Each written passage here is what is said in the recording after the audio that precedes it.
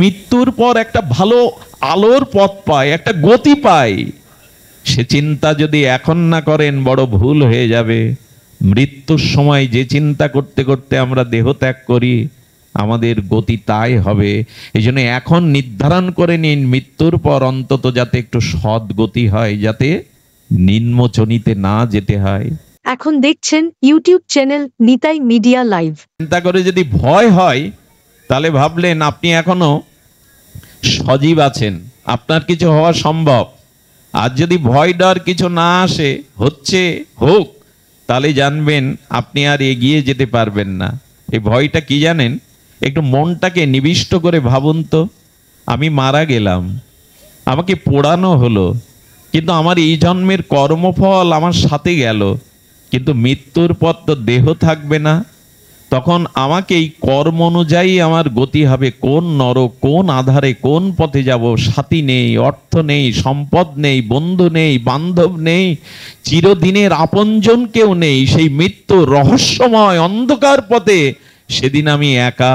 একটু ভয় হয় না এসব ভাবলে? কোথায় গতি হবে? যদি শূকর কুকুরে আবার হয় জন্ম, যদি কোনো মাছ হাঙর কুমির হয়ে নদীতে জন্মায়, যদি বৃক্ষ হয়ে জন্মায়, শত শত বছর রোদ বৃষ্টি ঝড়ে কাটাতে হয়, যদি বনের হিংস্র জন্তু জানোয়ার হয়ে জন্মায়, কি করতে পারি? মরার পর তো দেহ থাকবে না, ওখানে নিজের ইচ্ছায় কিছু করা। এইটুকু ভেবে অন্তত ফিরে আসা উচিত, যাতে মৃত্যুর পর একটা ভালো আলোর পথ পায়, একটা গতি পায়। সে চিন্তা যদি এখন না করেন বড় ভুল হয়ে যাবে। মৃত্যুর সময় যে চিন্তা করতে করতে আমরা দেহ ত্যাগ করি, আমাদের গতি তাই হবে। এই জন্য এখন নির্ধারণ করে নিন মৃত্যুর পর অন্তত যাতে একটু সৎ গতি হয়, যাতে নিম্নচনিতে না যেতে হয়। আরে কোথাও যাবেন বলে আপনাকে কত কি প্রস্তুতি নিতে হয়।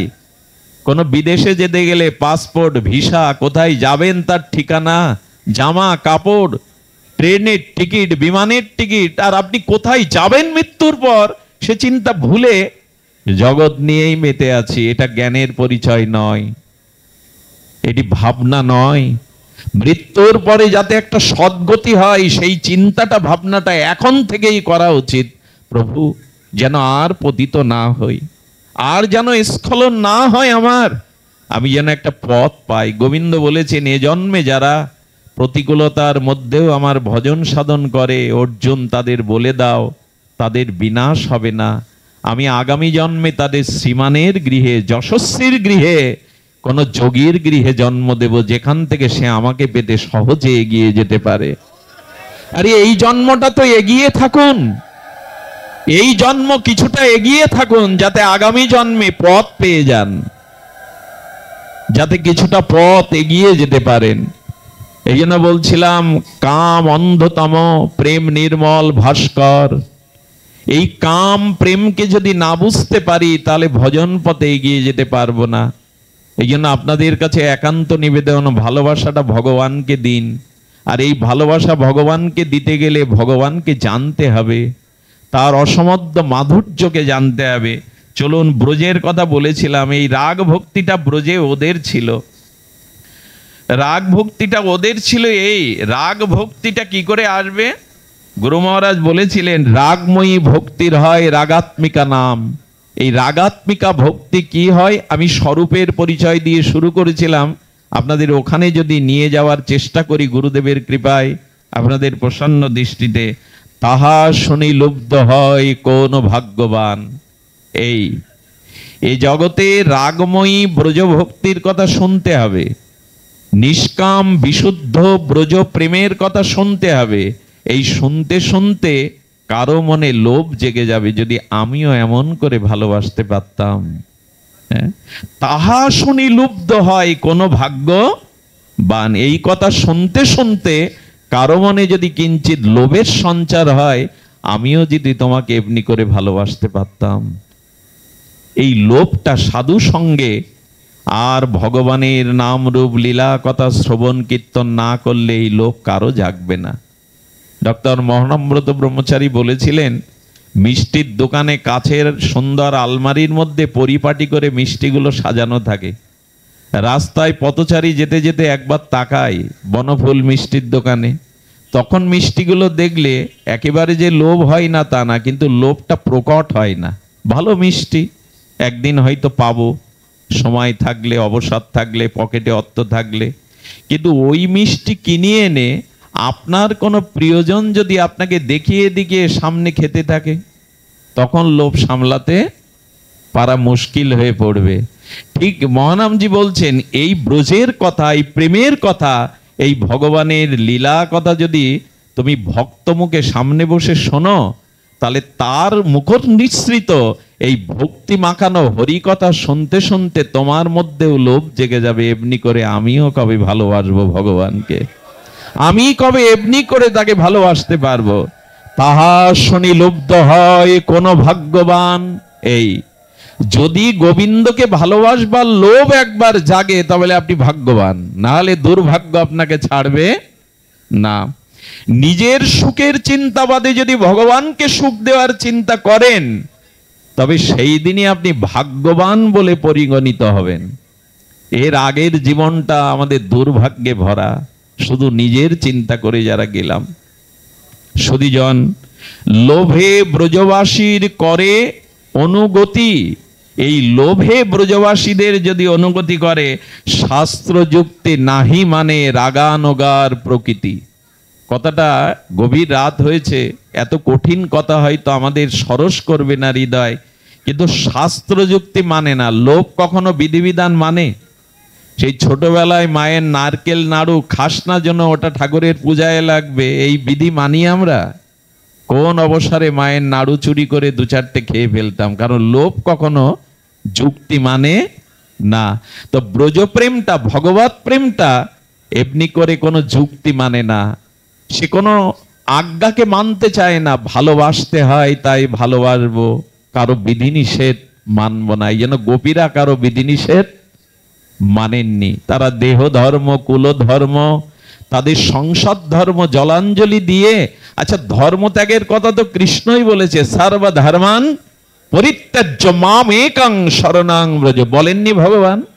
আচ্ছা ভগবান যিনি ধর্মবেত্তা, সনাতনের মধ্যস্থ পুরুষ, তিনি ধর্ম ত্যাগ করতে বলছেন কেন? আমি যদি জিজ্ঞাসা করি যে ভগবান ধর্ম ত্যাগ করতে বলবে কেন, ধর্ম ত্যাগ করলে আমাদের থাকবেটা কি? সব শাস্ত্রেই তো ধর্মের উপদেশ, কিন্তু স্বয়ং ভগবান ধর্ম ত্যাগ করতে বলছেন কেন জানেন? সব ধর্মকে ত্যাগ করো, এটা ওটা না, সব বলছেন সর্বধর্মান। কেন জানেন? বলেন সর্বধর্ম ত্যাগ করে তুমি ধর্ম ত্যাগ করে পরম ধর্ম গ্রহণ করো। সেই পরম ধর্ম হলো অনুরাগ নিয়ে তুমি আমার চরণে সমর্পিত হও। মামেকং শরণং ব্রজ, একমাত্র আমার চরণকেই আগলে ধরো, আমার চরণেই প্রীতি ভালোবাসাটা অঞ্জলি করে দিয়ে দাও। সব কিছু ত্যাগ করো, একমাত্র আমাকে ভালোবাসো। বলেন প্রভু সব ধর্ম যদি ত্যাগ করি, প্রত্যাব্যয় হবে না, দোষ হবে না, অমঙ্গল হবে না? গোবিন্দ বললেন অহং তং সর্ব পাপেভ্য মোক্ষাই স্বামী মা শুচ, আমার চরণে যদি একবার অনুরাগ দিতে পারো, তোমার সমস্ত দায়িত্ব আমি নিলাম, তোমার সমস্ত পাপ আমি মুছে দেব, পাপের চিন্তা তোমাকে করতে হবে না। আচ্ছা এখন ভগবানকে আপনি এটো খাওয়াতে পারবেন না, পারবেন কি? আপনার মুখের এটো দিতে পারবেন ভগবানের গালে? বলে ভগবান মনে করলে পারবেন না, বন্ধু মনে করলে পারবেন। বন্ধুকে দেই কি না আমরা খেতে খেতে? আচ্ছা ভগবানকে আপনি শাসন করতে পারবেন? কান ধরে রোদ্দুরে দাঁড় করিয়ে রাখতে পারবেন? বলে ভগবান হলে পারবো না, কিন্তু গোপালকে পারবো। যশোদা যেমন তাকে রোদ্দুরে অদুখুলে বেঁধে রেখেছিল।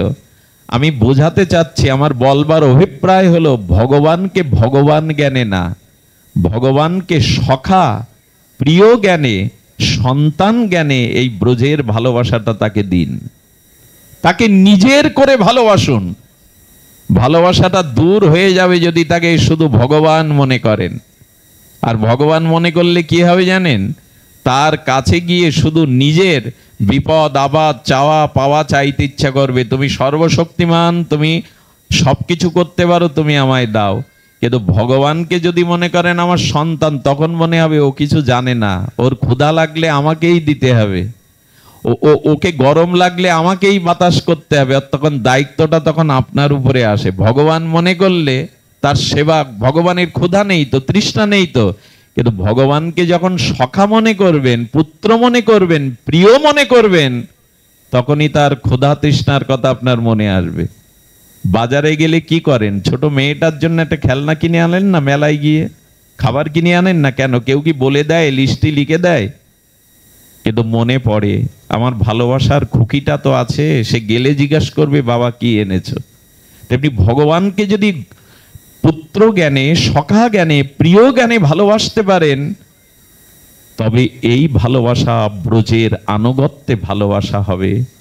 এই ভালোবাসাটা কি হবে জানেন? রক্তম। ভগবানের প্রিয় দাস, ভগবানের প্রিয় দাস গোবিন্দকে পাখা দিয়ে বিজন করছেন, বাতাস করছেন। ঘরমক্ত দ্বারকাধীশ গোবিন্দকে যখন বাতাস করছেন, দারুক, ভগবানের দাসের নাম রক্তক পত্তক দারুক। তো দারুক যখন বাতাস করছে, আচ্ছা সেবাটা কার করছে? প্রভুর সেবা করছে, গোবিন্দের। কিন্তু হঠাৎ দারুক গোবিন্দের বদন কমল সৌন্দর্য দেখে চোখে জল এসে গেছে, তুমি এত সুন্দর, মানে প্রেম এসে গেছে ভগবানকে দেখে। আর প্রেম যেই এসেছে, চোখে নয়নে জল এসেছে, হাত কাঁপতে শুরু করেছে, প্রেমের লক্ষণ, পাখাটা পড়ে গেছে। আচ্ছা এইখানে আমাকে বলুন তো, প্রেমটা ওর এসেছে আর সেবাটা হচ্ছিল কার? গোবিন্দের। এখানে কবিরাজ কৃষ্ণকবি বলছেন, যদি তোমার সেবার পথে আমার প্রেম এসে তোমার সেবারুদ্ধ হয়ে যায়, তবে সেই প্রেম আমি চাই না। সেই প্রেমের প্রতি ভক্তের ক্রোধ হচ্ছে, প্রেম কেন এলি, সেবা বন্ধ হয়ে গেল। এই জন্য ওখানে লিখছেন, কি লিখছেন? সেবানন্দ যদি প্রেমানন্দ বাঁধে, সেই প্রেমানন্দ ভক্তের হয় মহা ক্রোধে। এ ভাবা যায়? এ চিন্তা আমরা করতে পারবো? প্রেম আনন্দময়, ভগবত প্রেম তো যোগী ঋষি মুনিরা চাইছে, বলে প্রেম তুমি এসো না, সেবা যদি বন্ধ হয়ে যায়, প্রেম এলে চোখে জল আসে, হাত কাঁপে, ভগবানের সেবা যদি বন্ধ হয়, তবে এই প্রেম আমি চাই না। এত বড় কথা ব্রজেই কেবল মানায়, অন্যখানে প্রেম কেউ চাইছে না সেবার জন্য। তো আসুন আমরা এই সেবার চিন্তা করি, তবে হবে না। এই যতই মুখে বলি ভগবত সেবার জন্য প্রস্তুতি চাই, সেই প্রস্তুতিটা কেমন? বহুবার বলা, বহুবার শোনা, এ কথা আবারও বলি। এখান থেকে 200 বছর আগে, তখন বৃন্দাবন এভাবে যান্ত্রিক যন্ত্রণায় কাতর হয়নি। তখন বৃন্দাবনের বনসভা, বনলক্ষ্মীর বাতায়ন, আর কুসুমসিক্ত বৃন্দাবন মধুময় আনন্দময় কানন। সেই বৃন্দাবনে কালিয়াহট্টে সিদ্ধ জগদীশ বাবা থাকতেন। কি নাম বললাম? সিদ্ধ জগদীশ বাবা। ওই জগদীশ বাবার কাছে চলে যান আমাদের কলকাতার রাজ পরিবারের একটা সুন্দরী, অনন্য সুন্দরী যুবতী। কি কোন জন্মে তার স্বীকৃতি ছিল, সব ছেড়ে চলে গেছেন। চলে গিয়ে গোধূলি বেলায় সিদ্ধ বাবার চরণে দূর থেকে প্রণাম করছেন। ওরা তো অন্তর্মনা হয়ে রাধারানীর চরণ চিন্তায় রত। বাবাজি মুখ তুলে বলছেন, কে রে মা তুই? কে তুই? বললেন, বাবা আমি সংসারের সব সত্য ছিন্ন করে চলে এসেছি আপনার চরণে, আমাকে দীক্ষা দিয়ে কৃপা করুন। সিদ্ধ বাবা হেসে বলছেন, স্মিত, চলে যা, এই রূপ যৌবন নিয়ে এখানে টিকতে পারবি না, যা সংসার কর, ছেলে মেয়ে বড় হয়ে সময় হলে আসিস, যা মা। মেয়েটি কথা বলল না, কিন্তু মনে মনে বলল, বাবা আর যে যাওয়ার জায়গা নাই। যারা সব ছেড়ে ব্রজে আসে, সব ছেড়ে রাধারানীর চরণে আছে, তাদের যে আর যাওয়ার জায়গা নাই। মনে মনে বললেন, কিন্তু মহাত্মার সামনে তো তর্ক করতে পারেন না। চলে গেলেন। কি করতেন জানেন? চট গায়ে দিয়ে একটা কুঠিরের মধ্যে বসে থাকতেন সারাদিন। গরমে একটা চট গায়ে দিয়ে নিজের রূপ যৌবনটা ঢেকে রাখতো, যাতে কারো দৃষ্টি না পড়ে। ভজন কি মুখে মুখে হয় গো? গোধূলি বেলায় সন্ধ্যার সামান্য আধার নেমে এলে দূর থেকে বাবাজির ওই আশ্রমের ধুলো গায়ে মাখতো আর কাঁদতো, বাবা কবে প্রসন্ন দৃষ্টি পড়বে, কবে কৃপা পাবো তোমার, গুরু কৃপা না হলে তো হবে না। 1 মাস আর মেয়েটা আসেনি। বাবা মনে করলেন হয়তো চলে গেছে, এত কঠোর জীবন পারবে না বৃন্দাবনে এই বয়সে। 1 মাস পর মেয়েটা সামনে এসে দাঁড়ালো, হাড়গুলো কেবল আছে জানেন, সে যৌবনের জ্যোতি আর নেই, সে দেহের জ্যোতি আর নাই। আর বাবা দেখছেন ঠোঁটটার চোখটা বাদে বল বলে পড়া লাল ঘা, ঘা হয়ে গেছে, লাল পুড়ে গেলে যেমন বল বলে ঘা হয়, এখনো ঘাগুলো কাঁচা আছে। কে রে মা তুই, আগুনে পুড়ে গিয়েছিলি বুঝি? স্মল পক্স হয়েছিল বুঝি? মায়ের দয়া হয়েছিল? ক্ষীণ কণ্ঠে বলছে, না বাবা, পক্স হয়নি, আমি আগুনেও পুড়ে যাইনি। ও তুই সেই কলকাতার থেকে এসেছিলি সেই মা, এতদিন আসিসনি কেন? তোর এই পরিণতি কি করে হলো? কি বলল জানেন বাবা? যেদিন বললেন এই ভরা রূপ যৌবন রাধারানীর ভজনের পথে বাধা, সেই দিন আমি কুঠিয়ায় গিয়ে একটা পাত্রে আগুন জ্বেলেছিলাম। সেই দাও দাও আগুনে একটা লোহার শিক গরম করে আমি আমার যৌবনটা সেকা দিয়ে দিয়ে 1 মাস ধরে পুড়িয়ে দিয়েছি। 1 মাস ধরে আমি আমার যৌবনটা, যদি বলেন এত আবেগ দেখাচ্ছ কেন, এরকম দৃষ্টান্ত হয় না। কোন সুন্দরী রাজ পরিবারের মেয়ে রাধারানীর ভজন করবে বলে, গুরু কৃপা পাবে বলে সেক দিয়ে দেহটা পুড়িয়ে দিয়েছে, এ দৃষ্টান্ত সহসা মেলে না।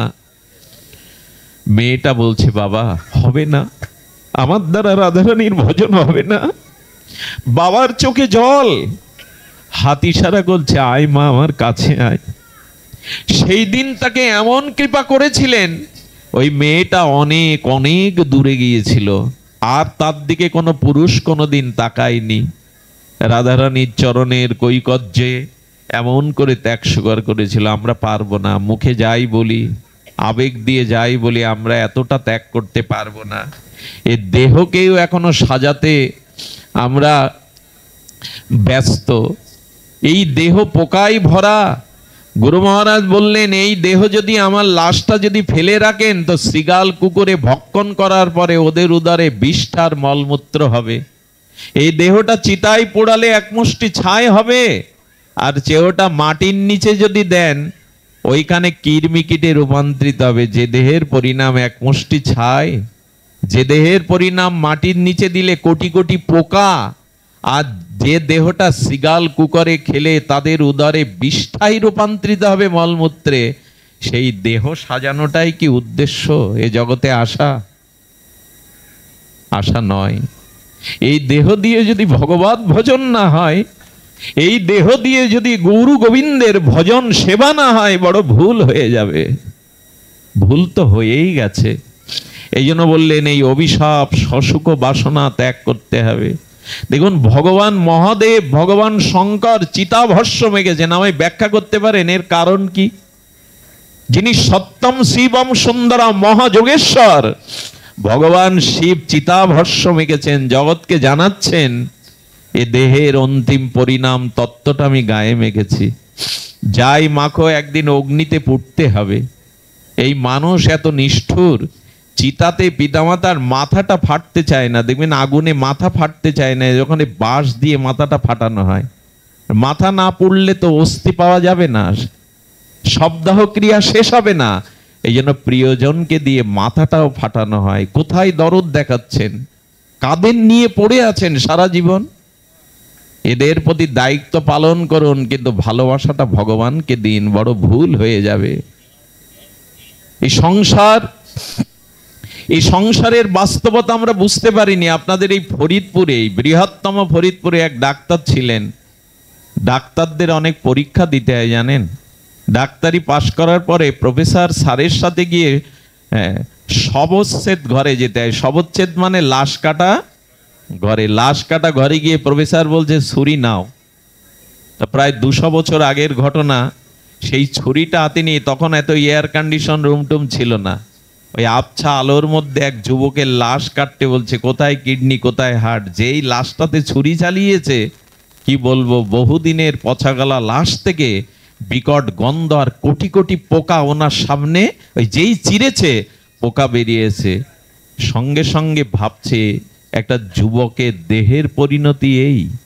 আর এই দেহটা শুধু কামনা বাসনায় আমরা শেষ করলাম, হাত থেকে ছুরি পড়ে গেল। প্রফেসরকে প্রণাম করে ওই দিনই বৃন্দাবনের উদ্দেশ্যে চলে গেলেন। সিদ্ধ মনোহর দাস বাবাজির চরণে গিয়ে বললেন, আমাকে এই দেহ মুক্তির উপায় বলুন। এ দেহকে আমি জেনেছি। পরবর্তীতে তিনি একজন আচার্য সন্ন্যাসী হন। ডাক্তারি বিদ্যা তার ছিল, কিন্তু পরম বিদ্যা পেয়েছিলেন ত্যাগের বিদ্যা। এই জড় দেহের পরিণতি, মাঝে মাঝে মিনি হাসপাতালে যাবেন, 250 বেড কি 500 বেডের হাসপাতালে গিয়ে ওই যন্ত্রণা কাতর দুর্গন্ধগুলো দেখবেন, তখন মনে পড়বে এই শরীর ভোগের বস্তু নয়, এই প্রপঞ্চময় শরীর একটা ছোট নরক। সেখানে গেলে বুঝবেন যে এই শরীরের পরিণতি কি।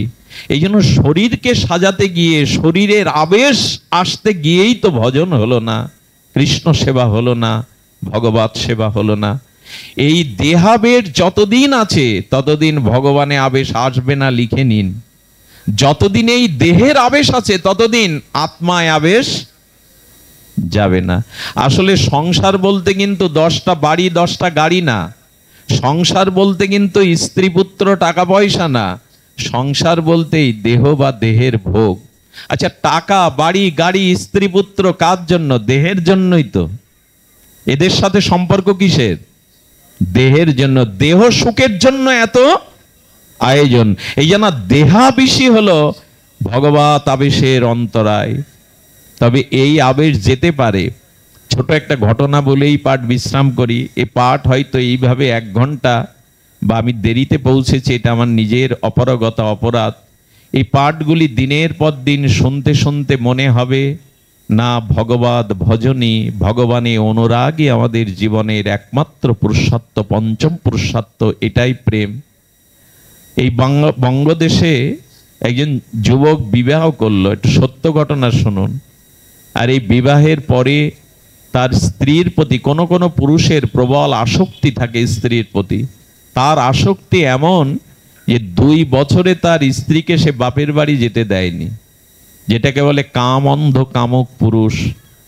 2 বছর পরে ওই মেয়ের শ্বশুর বাপের বাড়ি থেকে লোক এসেছে যে ওনার বাবা মৃত্যু শয্যায়, শ্বাস উঠেছে, একবার মেয়েকে দেখবে। স্বামীকে হাত জোর করে বলছেন, একটা রাতের জন্য, একটা দিনের জন্য আমার বাবাকে দেখতে দাও। সে মারা গেলে আমি তোমায় ক্ষমা করতে পারবো না। তো তার চোখের জল দেখে বলল, যাও, কিন্তু কাল সকালে চলে আসতে হবে। কত বড় বিষয়ী আর দেহাবেশ এই কামক পুরুষ। স্ত্রীকে তখন পালকির ব্যবস্থা ছিল, পালকিতে পাঠাতে 1 কিলোমিটার চলে গেছে। কি বলবো, এই জ্ঞানন্ধ কামন্ধ এই ব্যক্তি আবেশে ছুটে গিয়ে বলছে, পালকি ফেরাও, ওকে আমি যেতে দেব না। মেয়েটা ঘরে আসলো, ঘরে এসে দরজার হাঁক দিয়ে দিল, দিয়ে নিজের কাপড়টা উন্মুক্ত করে স্বামীকে বলছে, পশু পাষাণ্ড, দেখো আমার শরীরটাকে দেখো। আচ্ছা, এখন যদি আমার থেকে আত্মা চলে যায়, আমার এই শরীরের সব অংশ থাকবে, পারবে তো রাতটুকু আমার সাথে কাটাতে? ভালো করে দেখো। হে কামুক, হে পাষণ্ড, হে পশু, দেখো, আত্মা যদি চলে যায় এই দেহ থাকবে, আজ রাত্রে তুমি আমাকে জড়িয়ে ধরে থাকতে পারবে না। দেখো, ভালো করে দেখো। ওই একটা কথাই তার চেতনার দুয়ার খুলে গেল। ঘর থেকে বেরোলেন, একটা থলি আর গামছা নিয়ে ব্রজের উদ্দেশ্যে চলে গেলেন। সত্যিই তো, আত্মা যদি চলে যায়, ওই শরীরটাও তো আজ রাত্রে আমি আমার কাছে, ওর দেহে সব আছে কিন্তু রাখতে পারবো না। এই চেতনাই তাকে বৃন্দাবনের পথে তুলে দিয়েছিল। জানি না আমাদের কবে এই চিন্তা কাজ করবে। সংসার আছে, সংসার করতে হয় করুন, কিন্তু এতটা মজে গিয়ে এতটা আবেশ আনবেন না। সংসারে থেকেই ভগবানের প্রতি অনুরাগ দিন। এই অনুরাগ যদি কিছুটা দিতে পারেন, আবেশ দিতে পারেন, তবে জানলেন এই জন্মে অন্তত কিছুটা এগিয়ে থাকতে পারবেন। এই রাগ ভক্তির অর্থ হলো আমাদের পুরুষ অভিমান ত্যাগ করতে হবে। এই পুরুষ অভিমান যদি ত্যাগ করতে পারেন তবে ভজন। আচ্ছা, কামের সব থেকে প্রধান কারণটা শোনো, লিখে নিন। আমি অনুরোধ করব, যারা এসেছেন লিখে নিন অন্তরে। কাগজ কলম তো এখানে সকলে আনে না, লিখে নিন। এই যে দুষ্পূরণীয় কামের সব থেকে বড় সব থেকে বড় এই কামের মূল কারণ, মূলীভূত কারণ হলো নারী আর পুরুষ এই ভেদ দেখা। যখনই নারী এবং পুরুষ এই দুই তত্ত্ব এসে দাঁড়াবে, তখনই এই অভিশাপ এসে সামনে দাঁড়াবে। এই জন্য ব্রজের আনুগত্যে এই কথাটি আমাদের মস্তিষ্কে যেন আপনাদের সকলে হৃদয়ে যায়। এই জন্য আমাদের শাস্ত্রে বলছেন, এই নিবেদন ধরো সখীর অনুগত করো। আমরা কৃষ্ণ দাস, কিন্তু আমাদের পরিচয় আমরা রাধারানীর দাসী। এই শব্দটা মহাপ্রভু দিতে এসেছিলেন মঞ্জরি ভাব সাধনা। শেষ 12 বছর মহাপ্রভু পর্যন্ত এই ভজনের আবেশে ছিলেন। রাধারানীর ভাব ও কান্তি নিয়ে মহাপ্রভু শেষ 12 বছর গম্ভীরার মধ্যে এই ভাব। মহাপ্রভু যখন চেতনা ফেরে, মহাপ্রভু বলছেন, আমি রাধা কুণ্ডে রাধা মাধবের জলকেলি দেখছিলাম মঞ্জরি হয়ে, তোমরা কেন আমায় ডাকলে? তা মহাপ্রভু এই ভজনে ডুব দিয়েছিলেন। যখনই নারী পুরুষ এই ভেদ আসবে, তখনই আমাদের মধ্যে এই দুষ্পরণীয় মহা অভিশাপ কাম এসে দাঁড়াবে। এই জন্য শাস্ত্রে বলেছেন বারবার, আত্মনাম চিন্তায়তে তত্র তাসাং মধ্যে মনোরমাম রূপ যৌবন্য সম্পন্নম কিশোরীং প্রমাদাকৃতিম।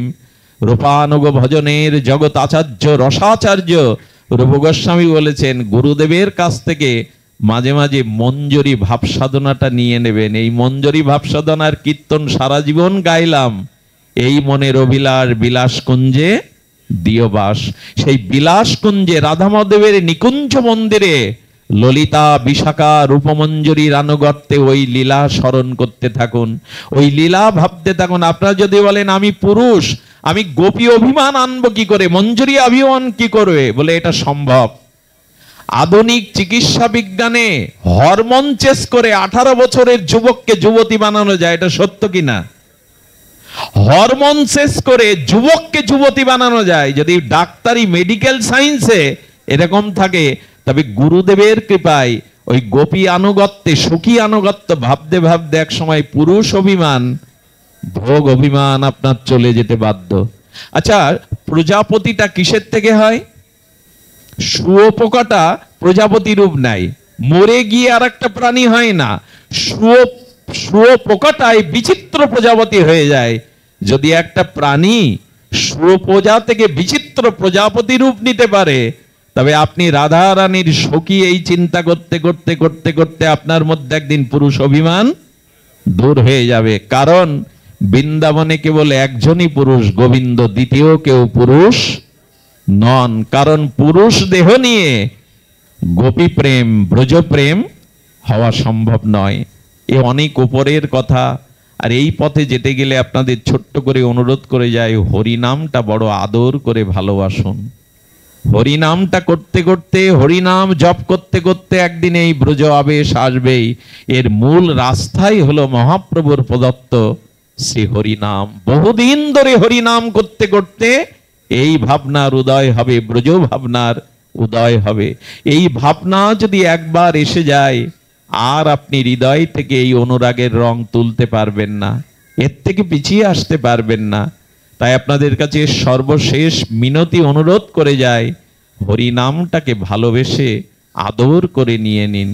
তবে হরিনাম হচ্ছে, কিন্তু আদর নেই হরিনামে। অপরাধ নেবেন না, হরিনাম এখন যত্র তত্র যেমন তেমন করে হচ্ছে, হরিনামকে এত সাধারণ ভাববেন না। আচ্ছা, হরিনামের পিতাকে, এদিকে তাকান, হরিনামের পিতাকে মহাপ্রভু। সংকীর্তনই পিতর, মহাপ্রভু হলো হরিনামের পিতা। তাহলে মহাপ্রভু পিতা হয়, হরিনাম হলো মহাপ্রভুর সন্তান। তো মহাপ্রভুর সন্তান যদি হরিনাম, তাকে লালন পালন করেছেন, তাকে যত্ন করেছেন, আপনাদের কাছে অনুরোধ করব, হরিনামকে খুব ক্ষুদ্র করে দেখবেন না। হরিনামের মহিমাকে গুরুত্ব আরোপ করুন। গুরুত্ব আর হয়েছে, আজকে কিছু মনে করবেন না। লিফলেট গুলো ছাপিয়ে যজ্ঞের দেখবেন খাম্বা অর্থাৎ বিদ্যুতের খুঁটিতে মেরে দেয়া হয়। আজকের এই লিফলেট গুলো দোকানদারকে দিলে অনেকেই চালে গুজে রাখে। এই লিফলেট গুলো ড্রেনে, লিফলেট গুলো ধুলিতে পড়ে আছে, যাতে গোবিন্দের ছবি আছে, রাধারানীর ছবি আছে। এতটা হালকা করে নিবেন না। আমার মতে সূচিপত্র প্রচার করুন, কিন্তু ছবিটা না দেওয়াই উচিত। আজকাল দেখবেন প্যান্ডেলে প্যান্ডেলে কি হচ্ছে, রাধা গোবিন্দের যুগল ছবিটা প্যান্ডেলে আঁকানো থাকে না কাপড়ে, ওই রোদ বৃষ্টি আমাদের পায়ের ধুলো গিয়ে উড়ে পড়ছে গোবিন্দের গায়ে। এত আবেগ ভালো না, এত আবেগ ভালো না। এই জন্য এইগুলি দিবেন না যেখানে আমাদের পায়ের ধুলো রোদ বৃষ্টি। কারণ শ্রী ভগবান আত্মার অঙ্কিত বিগ্রহ বা তার অঙ্কিত কোনো পট সাক্ষাৎ ভগবানের সমতুল্য। নামটাকে আমরা যত্রতত্র, এরপরে দেখবেন সরিষার টিনেও তো রাধা মাধবের ছবি, ধূপের প্যাকেটগুলোতে ছবি। এই অতি আবেগগুলো আমাদেরকে অপরাধী করে তুলছে। আর নাম যজ্ঞেরও দশা ওই, 11টা বাজছে তো আর কমিটিরও লোকজন নেই, তারা খিচুড়ি খেয়ে ঘুমাতে গেছে। একটা দিন যজ্ঞ, 2টো দিন, অথচ ওখানে ওই টাকা দিয়ে আনা দলগুলোই কীর্তন করে। ওইখানে এক রাত্রির জন্য কেউ রাত জেগে শুনতে চায় না। আমার একটা অনুরোধ আপনাদের কাছে, নামযজ্ঞ শুধু আসরে যেন না হয়, 24 প্রহার 56 প্রহার আসরে যেন না হয়, শুধু আসরে হোক, শুধু যেন আসরে না হয়। মহাপ্রভু বলেছিলেন ঘরে ঘরে হরিনাম হতে হবে। অতএব গৃহে তুমি কৃষ্ণ ভজ গিয়া, মহাপ্রভু দেখিয়ে দিচ্ছেন ঘরে কৃষ্ণ ভজ। 5-7 মিলে, স্ত্রী পুত্র মিলে করতাল ঝাঁঝর বাজিয়ে ঘরে ঘরে হরিনাম করো, ওখানে অমঙ্গল নাশ হবে, ওইখানেই ভগবত প্রীতি ভগবত আশীর্বাদ ঝরবে। এখন আমরা আসরে নাম করি, গৃহে গৃহে হরিনাম প্রায়শ করি না আমরা। মহাপ্রভু এটা চাননি।